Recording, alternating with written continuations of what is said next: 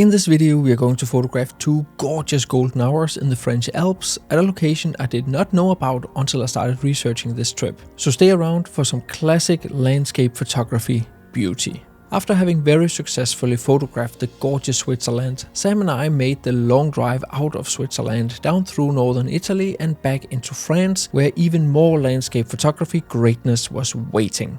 So when we did our research here to the French Alps, one of the mountains or mountain peaks that I was like, whoa, that looks really good, is this one up here behind me. It is called something like eBOOKs or something. I'm sorry for butchering the French language, I will try not to. But there's like 3 peaks and they actually look really, really pretty. This entire area that we have around us here is super minimalist, super simple. It's basically just fields and a very pretty trail / road in this area. So it's just about heading around, walking around and seeing if I can find some foregrounds. The trail here ought to look really cool as a foreground also.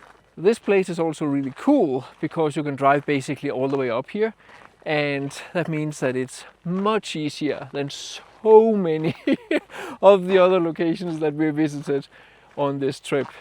We're simply just waiting for the sun to slowly go down and it should hopefully light up the mountains. After our epic but also demanding trip in Switzerland, it was great to visit a bit more of a relaxed location without too much hiking and walking. If you haven't seen the video from Switzerland, you missed out on some of my favorite photos from the entire trip. Heck, some of my favorite photos from the entire year. So definitely be sure to check it out afterwards.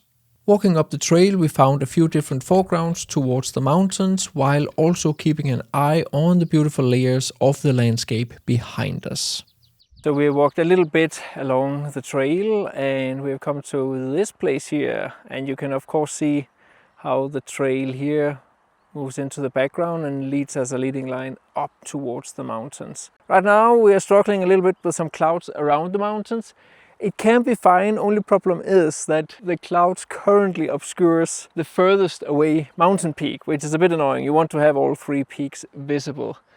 But nevertheless, this is definitely a location that is worth remembering for later when the sun comes down and hopefully lights up the scene here in the background in some beautiful sunset colors.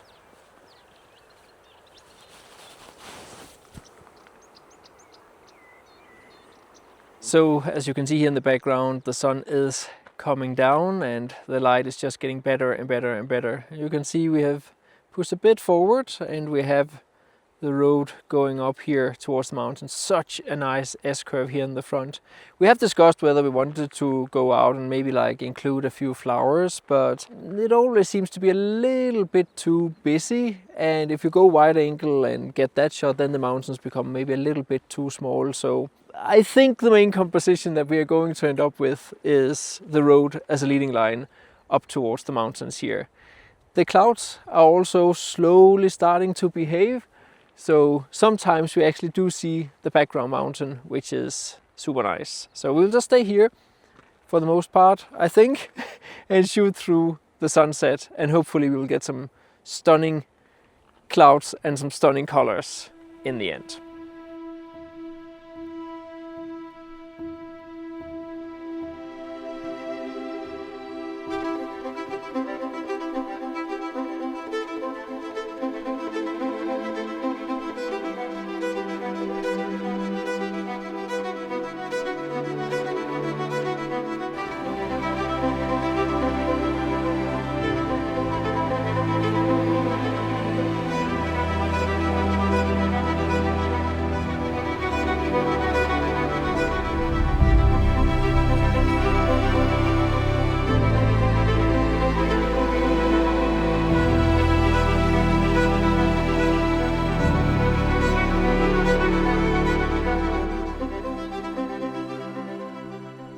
It's always so nice to get to a location and get exactly what you want. Relatively low effort, the clouds on the right hand peak behaved somewhat, and the clouds overall added a bit more interest to the photos than just a blank sky. I also decided that we photograph the mountains from this location during sunset because the angle wasn't as optimal for sunrise. We would hardly have had any light visible on the peaks due to the angle, and there seemed to be no chance of a burning sky for sunrise. So the obvious choice was photographing here at sunset for those beautiful colored peaks, and it turned out perfectly.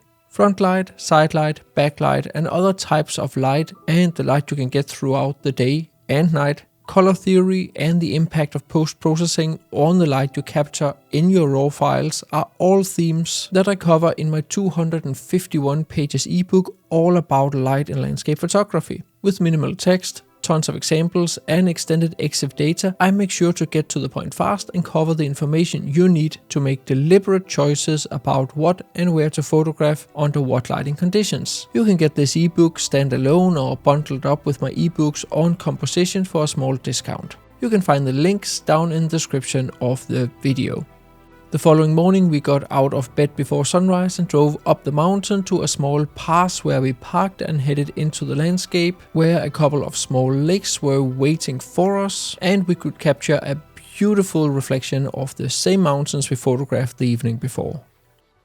So it's the morning after what you just saw, and we've come even further up, also though further away, and during my research, I found this panoramic view of the mountains you can see here in the background. Looks gorgeous.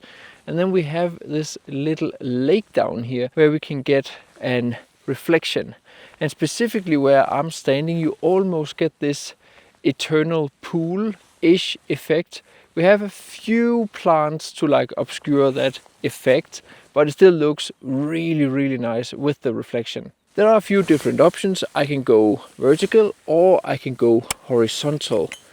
And when it comes to going horizontal, it's a little bit harder to balance the photo because I have some other big mountains to the right. So I think I will use my main mountains on the left side and then those other mountains on the right side. And it also gives quite a good balanced reflection. You can walk a little bit back and forward here, which I'm also doing, and I'm definitely also going to get a shot of myself once the sun comes up standing out there. I have just been around and checked it, and you can definitely stand on some stones over there on that eternal pool reflection. So that's the plan for this morning. ISO 100 f11. I'm shooting at f11 because I do have a little bit of that foreground that I'm focusing on, and then I also get the background in focus. And then the shutter speed changes as the sun rises.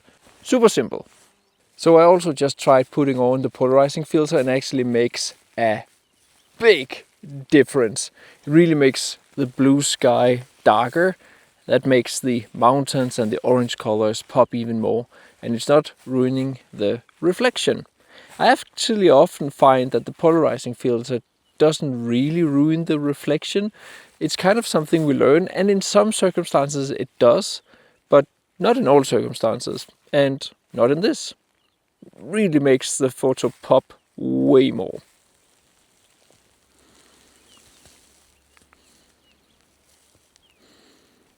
So I really like what I see here. It's not like, extremely dramatic with leading lines and all that stuff, but we do have the reflection, and the light is beautiful. Comes in from the side, lights up the different layers of the landscape. Like this here, it really works for me.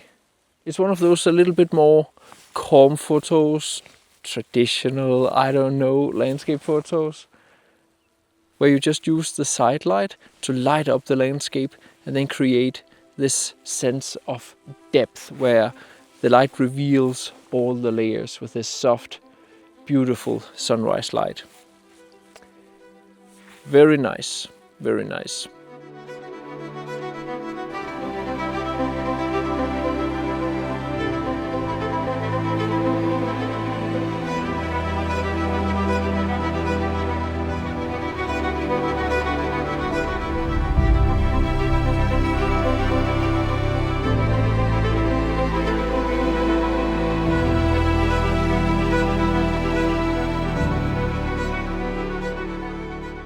The sun is coming up fast, and it's just throwing its light into the scene. It's almost already as if most of the colors have gone.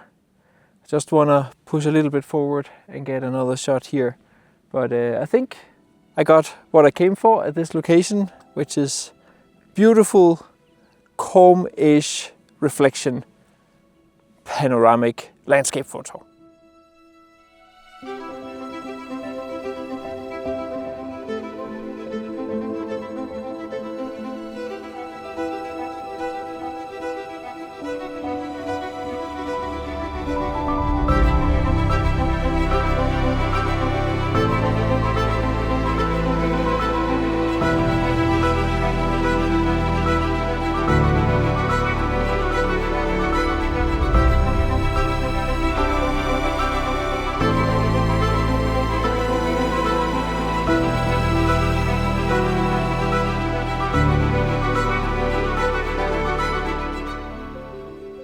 I love this set of photos. I am curious to know what set you prefer, the sunset photos with the leading line trail or the sunrise photos with the reflection.